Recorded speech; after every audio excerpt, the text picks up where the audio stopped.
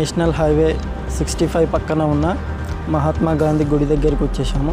So ఇక ఈ గుడి అయితే మనకు national highway Hyderabad Vijayawada highway మధ్యలో చిట్యాల గ్రామం దగ్గర, సో హైవే పక్కనే అయితే ఉంటుంది. సో మీరు ఎప్పుడైనా ఈ ఏరియాలో రూట్లో ప్రయాణం చేసినట్లయితే మీరు ఇక్కడ గాంధీ గుడిని విజిట్ చేయొచ్చు. సో మన స్వతంత్ర సమరయోధుడు బాపూజీ గారి యొక్క గుడి అయితే ఇక్కడ నిర్మించడం జరిగింది. అయితే ఒక గుడి విశేషాలు మీకు చూపించడానికి ఈ వ్లాగ్ అయితే తీయడం జరుగుతుంది ఫ్రెండ్స్. సో ఇప్పుడైతే మనం గుడికి ఎంట్రన్స్లో ఉన్నాం, లోపలికి అయితే వెళ్దాం.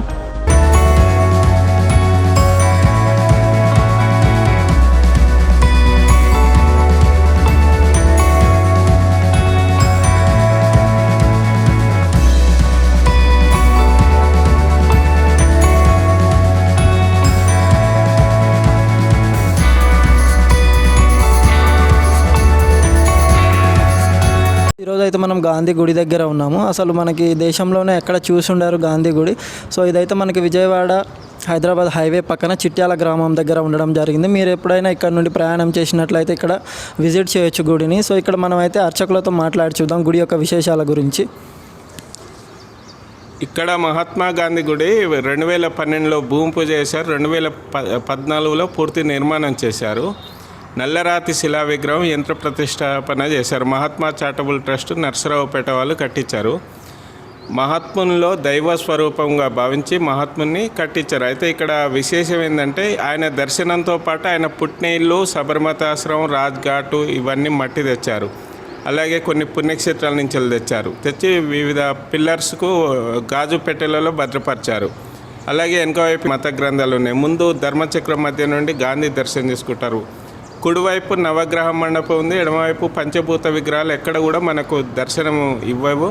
ఇదే మొదటిసారి, భారతదేశంలో ఎక్కడ కూడా ఉండవు. అలాగే ప్రతి ఆదివారం కూడా మహాత్మా గాంధీ దేవాలయంలో అన్నదానం జరుగుతుంది.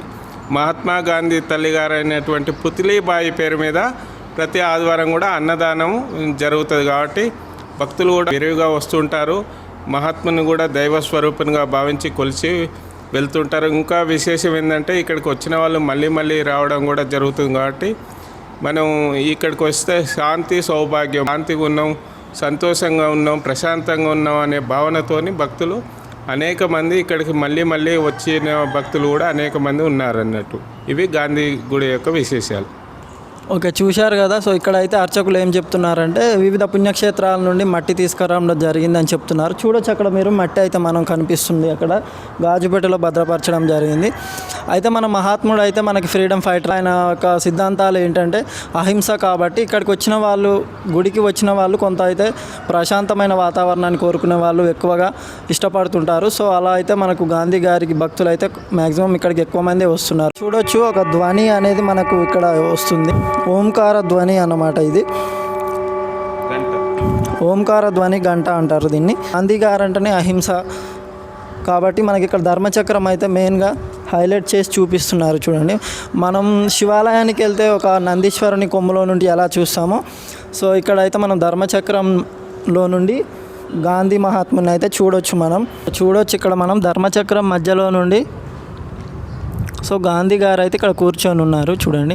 సో ఈ విధంగా అయితే మనం గాంధీ గారి దర్శనం ఇక్కడ చేసుకోవచ్చు అన్నమాట. సో ఇక్కడ చూడొచ్చు మనం ఎక్కడెక్కడి నుంచి మట్టి అయితే తీసుకొచ్చారో. ఇక్కడ వైష్ణోదేవి ఆలయం నుండి అయితే ఇక్కడ మట్టి అయితే సేకరించడం జరిగింది. చూడొచ్చు మీరు బాక్స్లో అయితే మట్టి ఉంది. సో ఇంకా నెక్స్ట్ వచ్చేసి మనకి సో ఇక్కడ చూడొచ్చు త్రివేణి సంగమం నుండి కూడా మట్టి సేకరించారు. సో చూడొచ్చు మీరు ఇక్కడ తిరుమల వెంకటేశ్వర స్వామి ఆలయం నుండి కూడా తీసుకురావడం జరిగింది. బాలాజీ టెంపుల్. సో ఇక్కడ చూడొచ్చు మనం సో మహాలక్ష్మి టెంపుల్ ముంబై, శ్రీకృష్ణ మధుర నుండి కూడా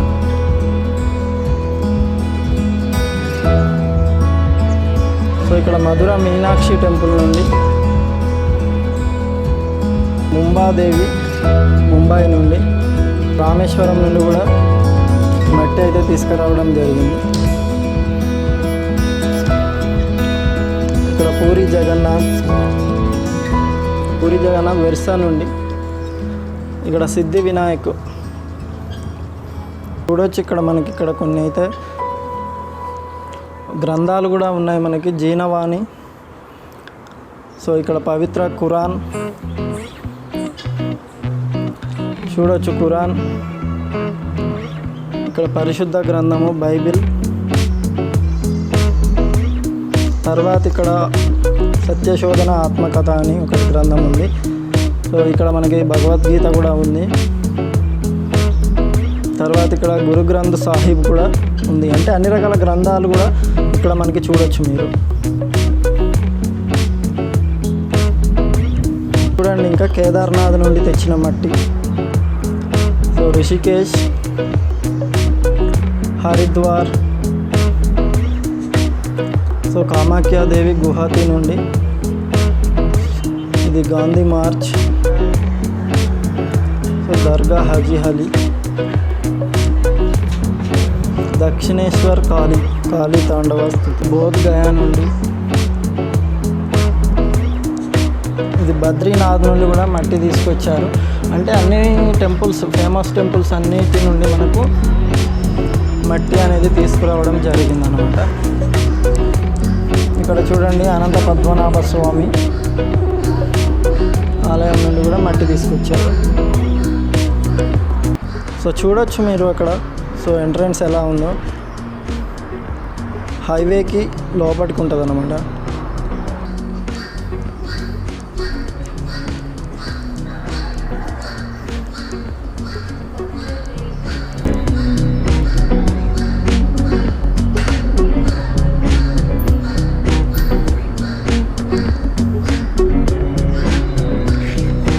సో ఎవ్రీ సండే అయితే ఇక్కడ అన్నదానం కూడా చేస్తారు. సో నేనైతే ఇప్పుడు అన్నదాన కార్యక్రమంలో కూడా పాల్గొనడం జరుగుతుంది. సో ఇక్కడ మనకు పులిహోర చూడండి, చాలా బాగా చేశారు. భోజనం పులిహోర స్పెషల్ బాగుంది. సో సండే అయితే అన్నదానం, మిగతా రోజుల్లో నార్మల్. ఇక్కడ చూడొచ్చు మనకి. సో ఇక్కడ ధ్యాన మందిరం, మెడిటేషన్ హాల్ కూడా ఉంది. సో ఇక్కడ పాటి పార్క్ లాగా కూడా మనకి, అంటే ఎప్పుడైనా వచ్చినా కానీ పిల్లలతో వస్తే పిల్లలు ఇక్కడ సరదాగా ఆడుకోవడానికి సో ఇక్కడ అవన్నీ కూడా ఏర్పాటు చేయడం జరిగింది. ఇక్కడ వెనుక భాగంలో తులసి మొక్కలు కూడా.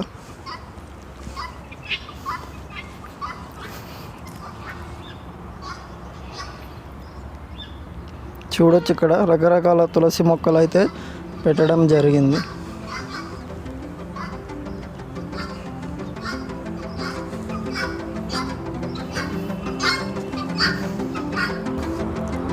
సో చూడొచ్చు, ఇక్కడ మంచిగా గ్రీనరీ అయితే బాగుంది. సో గుడి ప్రాంగణం ఇదంతా చుట్టూ గ్రీనరీ కూడా సూపర్గా మెయింటైన్ చేస్తున్నారు. ఇక్కడ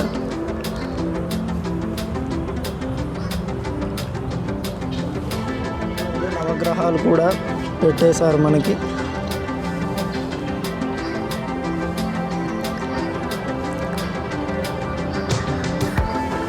చూడొచ్చు మీరు నవగ్రహాలు.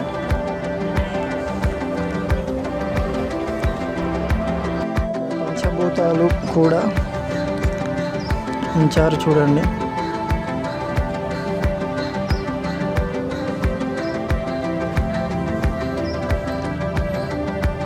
మొత్తానికైతే చాలా బాగుంది కూడా. చూడొచ్చు మీరు గ్రీనరీ అంతా.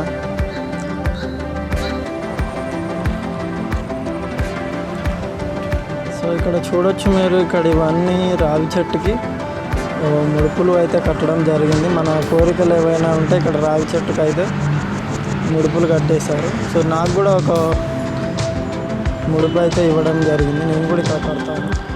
Red flags.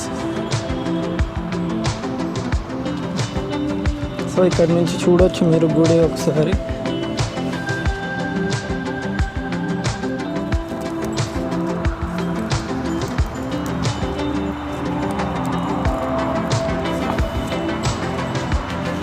సో చూశారు కదా, ఇక్కడైతే నేను ఒక మురిగింది.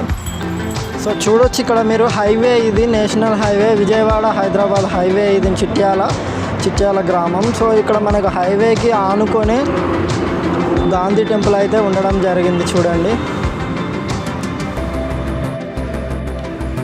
సో చూశారుగా, మనకైతే ఒక క్యాలెండర్ కూడా ఇవ్వడం జరిగింది. సో గాంధీ గుడి క్యాలెండర్ది. సో ఇక్కడికి వచ్చినందుకు మనకి క్యాలెండర్ ఇచ్చారు, చూడొచ్చు మీరు.